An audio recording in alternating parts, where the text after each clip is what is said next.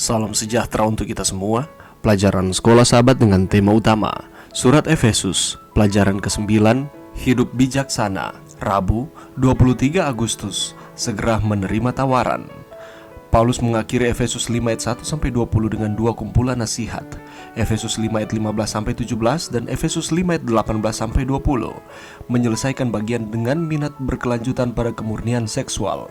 Kelompok pertama dimulai dengan nasihat, perhatikanlah dengan seksama bagaimana kamu hidup, janganlah seperti orang bebal tetapi seperti orang arif. Dinyatakan kembali sebagai sebab itu janganlah kamu bodoh, tetapi usahakanlah supaya kamu mengerti kehendak Tuhan. Di antaranya adalah panggilan untuk menggunakan waktu yang sebaik-baiknya. Pertimbangkan nasihat Paulus untuk hidup dengan cara yang mencerminkan hikmat yang penuh doa dan kearifan. Apakah perbedaan antara berjalan bukan sebagai orang bodoh, tetapi orang arif? Juga, apakah artinya menebus waktu? Di Efesus, Paulus telah berulang kali menggunakan metafora perjanjian lama yang umum tentang berjalan untuk bagaimana seseorang hidup. Di sini dia menggunakan metafora untuk mendorong pemuritan yang diinginkan. Sama seperti Anda harus memperhatikan langkah Anda. Ketika berjalan di jalan yang kasar atau gelap, orang percaya harus perhatikanlah dengan seksama bagaimana kamu hidup. Karena Efesus 5 ayat 15 menemukan kesejajaran dalam Efesus 5 ayat 17. Kita dapat melihat di sana definisi tentang apa artinya hidup sebagai orang bijak. Kita tidak mencari hikmat dalam diri. Menjadi bijaksana berarti menjangkau melampaui diri kita sendiri untuk mengerti apa kehendak Tuhan. Paulus juga mendorong pemuritan yang disengaja dengan gambaran yang jelas. Dalam ungkapan memanfaatkan waktu dengan sebaik-baiknya, Paulus menggunakan kata kerja exagorazo, diambil dari pasar. Ini adalah bentuk intensif dari kata kerja membeli dan berarti segera menerima tawaran yang ditawarkan saat kita menunggu kedatangan Kristus kembali. Waktu di sini adalah kata Yunani kairos yang menggambarkan momen kesempatan. Waktu sampai akhir adalah periode yang menjanjikan untuk digunakan secara maksimal. Ini juga merupakan masa yang menantang karena hari-hari itu jahat. Dan karena jalan dunia ini didominasi oleh penguasa kerajaan angkasa. Ketika orang percaya menantikan kedatangan Kristus kembali, mereka hidup di masa sulit yang Paulus gambarkan sebagai pasar yang berbahaya namun dapat beruntung. Mereka harus berhati-hati dalam penggunaan waktu yang tersisa, seperti halnya pemburu barang murah selama penjualan singkat yang menawarkan diskon besar. Meskipun kita tidak dapat membeli keselamatan, gambarannya masih tepat. Ambillah segera apa yang ditawarkan kepada kita di dalam Kristus. Pelajaran yang bisa kita dapatkan pada saat ini, mari kita bersama melihat di dalam Efesus 5 ayat 15-17. Karena itu, perhatikanlah dengan seksama bagaimana kamu hidup. Janganlah seperti orang bebal, tetapi seperti orang arif. Dan pergunakanlah waktu yang ada, karena hari-hari ini adalah jahat. Sebab itu janganlah kamu bodoh, tetapi usahakanlah supaya kamu mengerti kehendak Tuhan. Saudaraku, kita mau atau tidak mau, kita sedang menghadapi hari-hari yang semakin sukar dan jahat di dunia ini.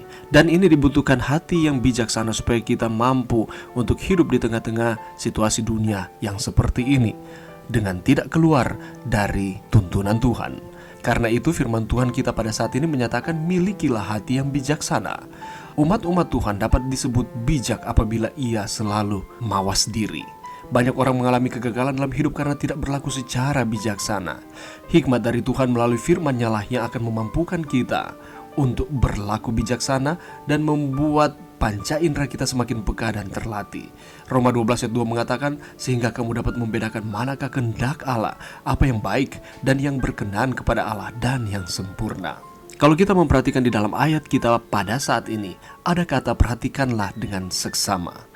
Ini meminta kita untuk selalu berjaga-jaga, melihat dan mengawasi keadaan sekitar kita. Jangan sampai kita tertidur secara rohani dan tidak mawas diri. Orang yang mawas diri senantiasa melakukan pengujian tentang apa yang berkenan kepada Tuhan. Oleh karena itu, Rasul Paulus mengatakan, ujilah segala sesuatu dan peganglah yang baik. Saudara dan saya sebagai pengikut Kristus harus dapat mengatur waktu dengan baik. Pergunakanlah waktu yang ada karena hari-hari ini adalah jahat. Efektivitas hidup seseorang sangat ditentukan dari waktu yang diaturnya dengan baik. Siapapun kita tanpa terkecuali mendapatkan waktu yang sama dari Tuhan, yaitu 24 jam dalam sehari. Dalam satu hari ini, mari kita perhatikan apakah hal-hal yang kita lakukan. Apakah itu menyenangkan Tuhan atau justru sebaliknya? Meskipun demikian, tiap-tiap orang memiliki efektivitas dan produktivitas yang berbeda-beda. Semua tergantung bagaimana kita mengatur waktu dengan bijak. Kita perlu mengingat bahwa waktu terus berjalan dan tidak bisa terulang kembali. Karena itu janganlah sia-siakan waktu yang ada. Hidup kita sangatlah singkat. Jangan biarkan waktu berlalu tanpa makna. Isilah untuk hal-hal yang berguna di dalam kehidupan kita. Dan di dalam waktu yang kita jalani setiap hari, prioritaskan Tuhan di dalam kehidupan kita. Selanjutnya yang harus kita lakukan sebagai umat Allah adalah kita harus mengerti kehendak Tuhan. Usahakanlah supaya kamu mengerti kehendak Tuhan. Orang bijak adalah yang mengerti kehendak Tuhan. Apa tandanya? Tidak lagi hidup menurut keinginan daging, melainkan menurut tuntunan Roh Kudus. Ketika orang-orang percaya menantikan kedatangan Kristus kembali, mereka hidup di masa sulit yang Paulus gambarkan sebagai pasar yang berbahaya namun dapat beruntung. Mereka harus berhati-hati dalam penggunaan waktu yang tersisa seperti halnya pemburu barang murah selama penjualan singkat yang menawarkan diskon besar. Meskipun kita tidak dapat membeli keselamatan, gambarannya masih tetap. Ambillah segera apa yang ditawarkan kepada kita di dalam Kristus. Allah telah melakukan segala sesuatu di dalam kehidupan kita. Yesus telah mati di kayu salib untuk saudara dan saya. Keselamatan diberikan kepada kita. Ambillah keselamatan itu. Jadilah orang-orang yang percaya, sehingga kita tidak akan binasa dan memperoleh hidup yang kekal. Allah mengasihi saudara dan saya. Tidakkah kita mengasihi Dia juga? Mari berdoa. Terima kasih Tuhan atas firman-Mu pada saat ini. Terima kasih atas keselamatan yang diberikan kepada kami. Kami mau untuk menyambut keselamatan yang Allah berikan dengan kami terus hidup setia kepada Tuhan di tengah-tengah situasi dunia ini. Ini doa kami Tuhan di dalam nama Yesus. Amin.